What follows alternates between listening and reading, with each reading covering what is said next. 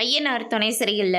அடுத்த வர எபிசோட்ல நம்ம நிலா சொன்னான்றதுக்காக நம்ம சோலை நேர்ந்துட்டு நம்ம ஜெயந்தியோட வீட்டு அக்கம் பக்கம் போய் விசாரிக்கிறாங்க. அந்த பொண்ணு எப்படி எதனால் டிவோர்ஸ் ஆச்சு அப்படின்னு சொல்லிட்டு எல்லா விஷயத்தையும் வந்து கேட்டுட்ருக்காங்க.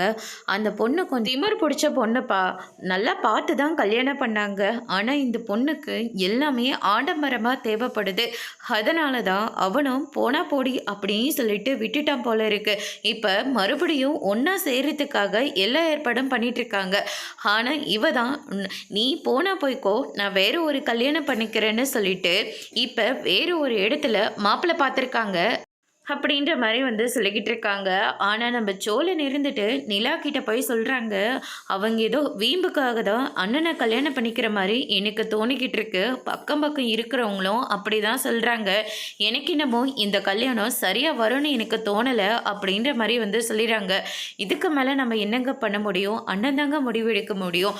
நாளைக்கு வேற நிச்சயதார்த்தம். நாளைக்கு நிச்சயதார்த்தம் வச்சுக்கிட்டு அண்ணங்கிட்ட போய் இந்த இப்படி கேள்வி மேலே கேள்வி கேட்டால் அண்ணன் மனசு என்ன பாடுபடும் அப்படின்னு சொல்லிட்டு இப்போ சேரன்கிட்ட சொல்ல வேண்டாம் அப்படின்ற மாதிரி நம்ம நிலா வந்து ஒரு பக்கம் சொல்லிடுறாங்க.